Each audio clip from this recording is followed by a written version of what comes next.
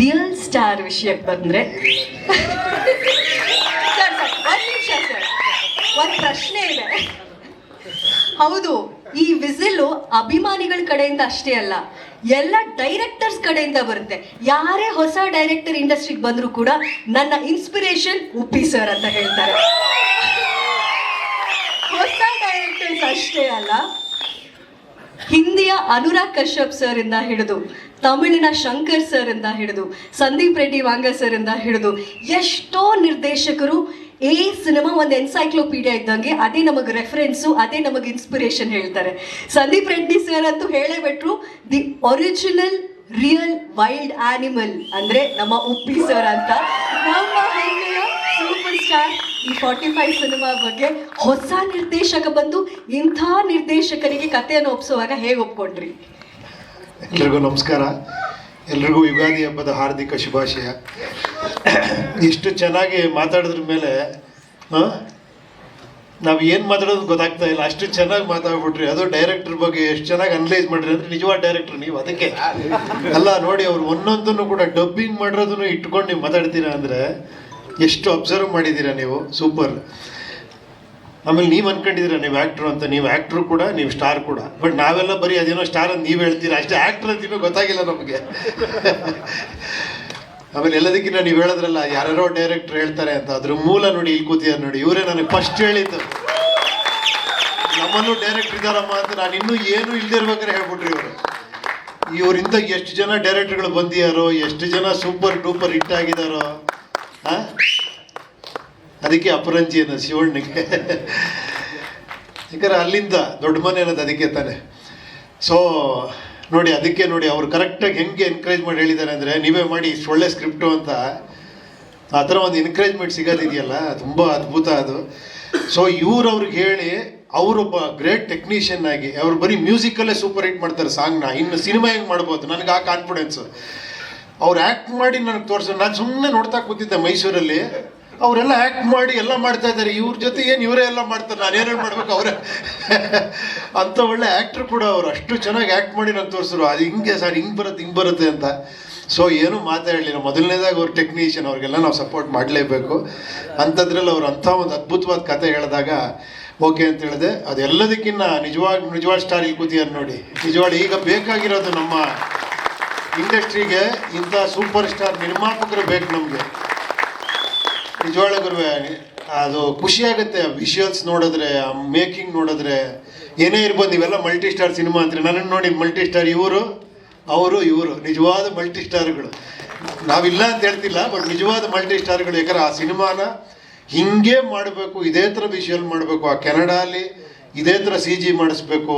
ಅದೆಲ್ಲ ಆ ಪೇಷನ್ಸು, ಅದಕ್ಕೆ ಆ ಬೆಂಬಲ ಸೂಪರ್ ಇಲ್ಲೇ ಕಾಣಿಸ್ತಾ ಇದೆ. ನಿಜವಾಗ್ಲು ಪಿಕ್ಚರ್ ರಿಸಲ್ಟು ಅಷ್ಟೇ ಖುಷಿ ಆಯಿತು ಟೀಸರ್ ನೋಡಿದಾಗ.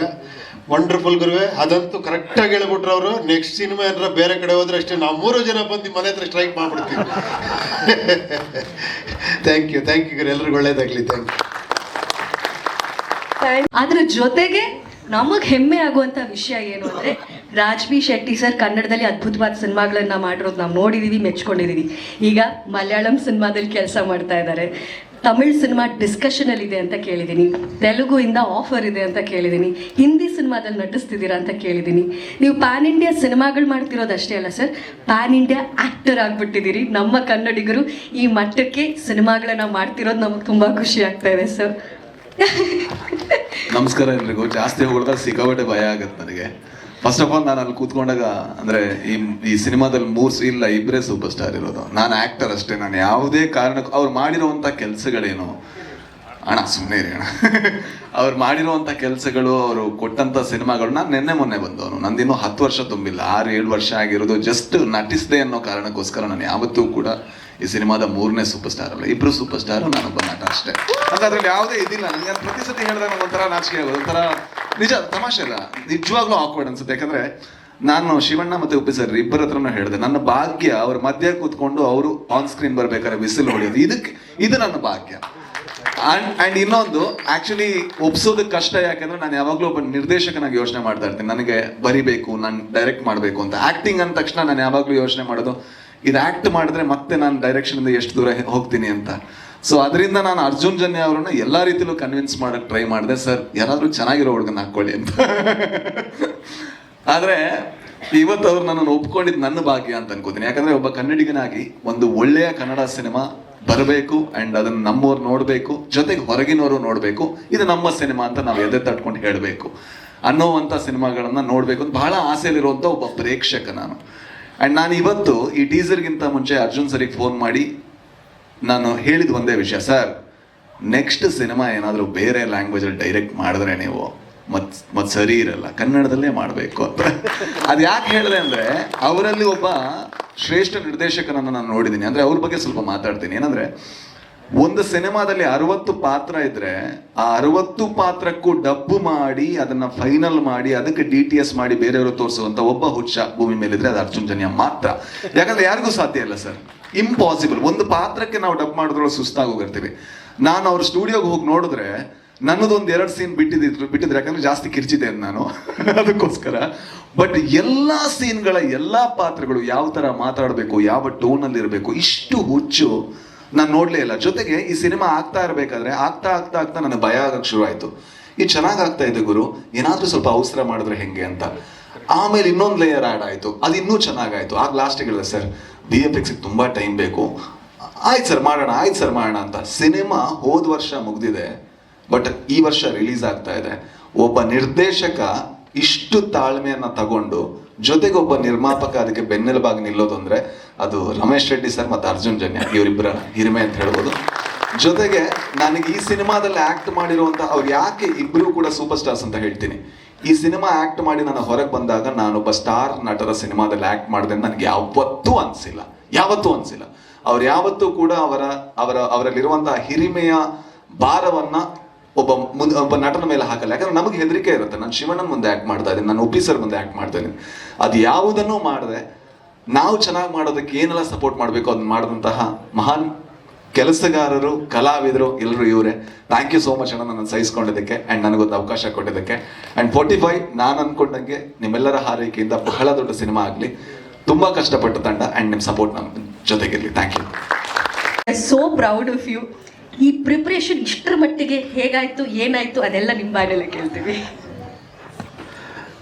ಮೊದಲನೇದಾಗಿ ಶ್ರೀ ಜಗದ್ಗುರು ಆದಿಶಂಕರಾಚಾರ್ಯರ ನೆನೆಸ್ಕೊಂತ ಇಲ್ಲಿ ಬಂದಿರೋ ಎಲ್ಲರಿಗೂ ನಮಸ್ಕಾರ. ನನಗೆ ಈಗ ಫಸ್ಟ್ ಮಾತಾಡ್ಬೇಕಂದ್ರೆ ಮೇಡಮ್ ಏನು ಎದೆಲ್ಲ ಡಬ್ಬ ಅಂತ ಹೊಡಿತಾ ಇದೆ. ನನಗೆ ಫಸ್ಟ್ ಟೈಮ್ ವಿಜುವಲ್ಸ್ ಮೇಲ್ಗಡೆ ಬರ್ತಾ ಇದ್ದಿದ್ದು 2-3 ದಿನದಿಂದ ನಮಗೆ ನಿದ್ದೆನೂ ಬರ್ತಾ ಇರಲಿಲ್ಲ. ನನಗೇನು ಸಡನ್ನಾಗಿ ತಲೆಗೆ ಆ್ಯಕ್ಚುಲಿ ಏನು ಹೊಡಿತಾ ಇಲ್ಲ. ನನಗೆ ಫಸ್ಟು ಹೇಳಬೇಕಂದ್ರೆ ನಮ್ಮ ಅಣ್ಣ ಡಾಕ್ಟರ್ ಶಿವರಾಜ್ ಕುಮಾರ್ ಅಣ್ಣ ಅವರಿಂದನೇ ಈ ಸಿನಿಮಾ ಆಗ್ತಾ ಇರೋದು, ಎರಡನೇ ಮಾತೇ ಇಲ್ಲ. ಇಲ್ಲಾಂದರೆ ನಾನು ನೀವು ಹೇಳಿದ್ದು ಯಾವ ಪ್ರಿಪ್ರೇಷನ್ನು ನಾನು ಮಾಡ್ತಾ ಇರಲಿಲ್ಲ.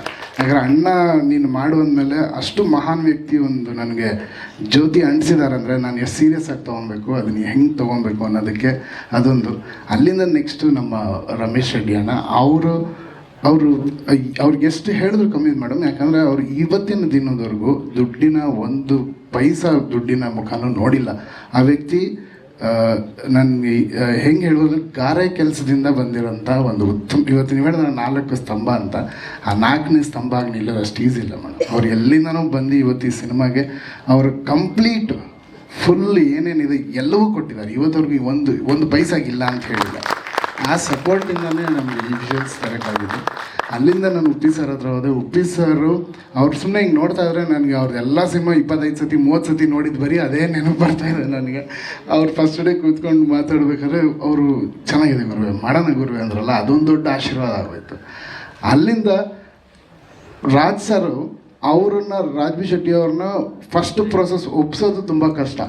ಒಪ್ಪಿಸಾದ್ಮೇಲೆ ಮೋಸ್ಟ್ ಈಸಿಯೆಸ್ಟ್ ಆ್ಯಕ್ಟ್ರು ಅವ್ರು ಸೆಟ್ ಮೇಲೆ ಬಂದರೆ ಅವ್ರು ಎಲ್ಲರನ್ನೂ ಈಸಿಯಾಗಿ ಹ್ಯಾಂಡಲ್ ಮಾಡೋಂಗೆ ಅವರೇ ಮಾಡಿಬಿಡ್ತಾರೆ. ಸೊ ಅವರು ಈ ಕತೆ ಒಪ್ಕೊಂಡಿದ್ದು ನನಗೆ ಬಹಳ ಅಲ್ಲೊಂದು ದೊಡ್ಡ ಧೈರ್ಯ ಆಗುತ್ತೆ. ಯಾಕಂದ್ರೆ ಅವ್ರು ಅಷ್ಟು ಈಸಿಯಾಗಿ ಯಾವ ಕಥೆಗಳು ಒಪ್ಕೊಳ್ಳೋದೇ ಇಲ್ಲ. ಅವ್ರು ಒಪ್ಕೊಂಡ್ರು, ಇದೆಲ್ಲ ಸೇರಿ ಆಯಿತು. ನನಗೆ ಇಷ್ಟ ಈಗ ಮಾತಾಡೋಕ್ಕಾಗ್ತದೆ, ಆಮೇಲೆ ಮಾತಾಡ್ತೀನಿ, ದಯವಿಟ್ಟು ಕ್ಷಮಿಸಿ. Thank you. And Satya sir, thank you for ನಾನು ಇಷ್ಟು ದಿನ ಒಂದು ಪೋಸ್ಟರ್ ಒಬ್ಸರ್ವ್ ಮಾಡ್ತಾ ಇದ್ದೆ. ಎಲ್ಲ ಸಿನಿಮಾ ಪೋಸ್ಟರ್ಗಳಲ್ಲಿ ಒಂದು ಗ್ರೇ ಟೋನ್, ಬ್ಲೂ ಟೋನ್, ಈ ಥರದ್ದು ಒಂದು ಟೋನ್, ಒಂದು ಶೇಡ್ ಕಾಣಿಸ್ತಾ ಇರುತ್ತೆ. ಇದರಲ್ಲಿ ಮಾತ್ರ ಒಂದು 3 ಟೋನಲ್ಲಿ ಕಾಣಿಸ್ತಾ ಇದೆ. ಇಲ್ಲಿ ನೋಡಿದ್ರೆ ಶಿವಣ್ಣ ಕಡೆ ನೋಡಿದ್ರೆ yellow, Raj B Shetty sir ಕಡೆ ನೋಡಿದ್ರೆ ಒಂಥರ ಆರೆಂಜಿಶ್, ಆ್ಯಂಡ್ ಉಪ್ಪಿ ಸರ್ ಕಡೆ ನೋಡಿದಾಗ ರೆಡ್. ಒಂದು ಟೀಸರ್ ನೋಡಿದಾಗ ಸಿನಿಮಾದಲ್ಲೂ ಅದೇ ಟೋನ್ ಕ್ಯಾರಿ ಆಗಿರೋ ಥರ ಒಂದು ಫೀಲ್ ಬರ್ತಾ ಇದೆ. ಏನಿದ್ರೆ ಹಿಂದಿನ ರಹಸ್ಯ, ಏನಿದ್ರೆ ಮ್ಯಾಜಿಕಲ್ ಅರ್ಥ? ಕತೆ ಕೇಳಿದಾಗಿಂದ ಒಂದು ಕಲರ್ ಪ್ಯಾಲೆಟ್ ಮಾಡೋಣ ಅಂತ ಅಂದ್ಕೊಂಡಿದ್ವಿ ಹೇಳಿದಾಗಿಂದ. ಸೊ ಅದ್ರ ಮೇಲೆ ವರ್ಕ್ ಮಾಡ್ತಾ ಮಾಡ್ತಾ 3 ಜನ, ಈಗ ನೀವು ಹೇಳ್ದಂಗೆ ಹಾರ್ಟು, ಬ್ರೈನು, ಸೋಲು ಇದ್ದಾಗ ಅದನ್ನ ಹೆಂಗೆ ಪ್ರೆಸೆಂಟ್ ಮಾಡ್ಬೋದು ಕಲರಲ್ಲಿ ಅಂದಾಗ ಒಂದು ಪ್ಲ್ಯಾನ್ ಮಾಡಿಕೊಂಡು ಅದನ್ನು ಮಾಡಿದ್ದೀವಿ. ಇಡೀ ಸಿನಿಮಾ ನೋಡಿದಾಗ ಅದು ಕಥೆಯಾಗೆ ಬರುತ್ತೆ. ಅದು ಹೇಳ್ಬೋದು. ಅಂದರೆ ವಿಜುವಲಿ ಕೂಡ ಒಂದು ಆ ಕಲರ್ ಪ್ಯಾಲೆಟಲ್ಲೂ ಕತೆ ಹೇಳೋ ಪ್ರಯತ್ನ ಮಾಡಿದ್ವಿ. ಸತ್ಯ ಹೆಗ್ಡೆ ಸರ್ ಸಿನಿಮಾಟೋಗ್ರಫಿ ಬಗ್ಗೆ ಮಾತೇ ಇಲ್ಲ. ಪ್ರತಿ ಬಾರಿ ಒಂದು ವಿಜುವಲ್ಸ್ ನೋಡೋಕ್ಕೆ ಖುಷಿ ಆಗುತ್ತೆ, ಕಣ್ಣುಗಳಿಗೆ ಹಬ್ಬ. ಸೊ ಐ ಆಮ್ ಶ್ಯೂರ್ ಈ ಸಿನಿಮಾದಲ್ಲೂ ಕೂಡ ನಿಮ್ಮ ಮ್ಯಾಜಿಕಲ್ ಟಚ್ ಇದ್ದೇ ಇರುತ್ತೆ ಅಂತ. Thank you so much sir. ಇನ್ನೇನಾದರೂ ಹೇಳೋದಕ್ಕೆ ಇಷ್ಟಪಡ್ತೀರಾ? ಎಲ್ರಿಗೂ ನಮಸ್ಕಾರ. ಯುಗಾದಿ ಹಬ್ಬದ ಶುಭಾಶಯಗಳು ಎಲ್ರಿಗೂ. ಅದೇ ನಾನು ಏನೇ ಅನ್ಬೇಕಂದದನ್ನೆಲ್ಲ ಆಲ್ರೆಡಿ ಹೇಳ್ಬಿಟ್ಟಿದ್ದಾರೆ. ಅಂದರೆ ಮ್ಯಾಜಿಕಲ್ ಕಂಪೋಸರ್, ಇವಾಗ ಮ್ಯಾಜಿಕಲ್ ಡೈರೆಕ್ಟ್ರು. ಸೊ MD ಆಗಿ ಪ್ರಮೋಷನ್ ಸಿಕ್ಕಿದೆ ಅಂತ ಹೇಳ್ಬೋದು. ಅದು ಬರೀ ವಿಜುವಲ್ಸ್ ಅಲ್ಲೇ ಗೊತ್ತಾಗ್ತದೆ. ಅಂದರೆ ಈಗ ಬಂದಿರೋ ಇದರಲ್ಲಿ 45ಗೆ ಇದರಲ್ಲಿ ಒಂದು ಚೂರಾದರೂ ಜಲಕ್ಕಲ್ಲಿ ಏನಾದ್ರು ನಿಮ್ಮ ಕ್ಲೂ ಸಿಕ್ಕಿದೆ ಅಂತ ಕೇಳಕ್ಕೆ ನಂಗೆ ಇಷ್ಟ. ಯಾರಾದರೂ ಹೇಳ್ಬೋದಾ? ಅಂದ್ರೆ ಇಷ್ಟು ದಿನ ಎಲ್ಲರೂ ಕೇಳೋರು ಏನು 45 ಅಂತೇಳಿ. ಇಷ್ಟು ದಿನಕ್ಕೆ ಒಂದು ಆನ್ಸರ್ ಕೊಟ್ಟಿರೋದು. ಸೊ ಯಾರಿಗ್ಯಾರು ಕ್ಲೂ ಸಿಕ್ಕಿದೆ ಅಂತ ಕೇಳ್ತೀನಿ ಅಷ್ಟೇ. ಸಿಕ್ಕಿದೆ. ಓಕೆ, Q&A ಟೈಮಲ್ಲಿ we will discuss that. Okay. ಅದಲ್ಲದೆ ಇದಕ್ಕೆ ಮೇನು ಡೈರೆಕ್ಟರ್ ವಿಜುವಲ್ಸ್ ವಿಷನ್ನು ಮತ್ತು ಪ್ರೊಡ್ಯೂಸರ್ ಅವ್ರದ್ದು ಫ್ಯಾಷನ್ ತುಂಬಾನೇ ಅದ್ರ ಮೇಲೆ ಇರೋದ್ರಿಂದ ಈ ರಿಸಲ್ಟ್ ಕೊಡೋಕ್ಕಾಯ್ತು. ಇಷ್ಟಪಡ್ತೀನಿ. So sweet. ಅವ್ರಿಗೆ ಆ್ಯಕ್ಚುಲಿ ಮಾತು ಕಮ್ಮಿ ಅಲ್ವಾ, ಎಲ್ರಿಗೂ ಗೊತ್ತು. ಹಾಗಾಗಿ ಅವ್ರಿಗೆ ಕ್ವೆಶ್ಚನ್ ಹಾಕ್ಬಿಟ್ರು, ನಾನು ಮಾತಾಡೋ ಬದಲು ಕ್ವೆಶ್ಚನ್ ಕೇಳ್ಬಿಟ್ಟು ಸುಮ್ಮನೆ ಬಿಡ್ತೀನಿ ಅಂತ. ಬಟ್ ಸರ್, ಮಾತುಗಳು ಕಮ್ಮಿ ಆದರೂ ಕ್ಯಾಮ್ರಾದಲ್ಲಿ ನಿಮ್ಮ ವಿಜುವಲ್ಸ್, ನೀವು ಕತೆನ ಹೇಳೋ ರೀತಿ, ಅದು ಬೊಂಬಾಟ್. ಅದಕ್ಕಿಂತ ಹೆಚ್ಚು ಸಿನಿಮಾ ಲವರ್ಸ್ ಆಗಿ ನಮ್ಗೆ ಇನ್ನೇನು ಬೇಕು ಅಂತ ಹೇಳ್ತಾ ಥ್ಯಾಂಕ್ ಯು ಒನ್ಸ್ ಅಗೇನ್ ಸತ್ಯ ಹೆಗ್ಡೆ ಸರ್ಗೆ. ಈಗ ಹೊಸ ಪಟ್ಟವನ್ನು ಅಲಂಕರಿಸೋದಕ್ಕೆ ಫುಲ್ ರೆಡಿ ಆಗಿರೋ ವ್ಯಕ್ತಿನ ಮಾತಾಡಿಸುವಂಥ ಸಮಯ. ಅದೊಂದು ಮಾತು ಹೇಳ್ತಾರೆ,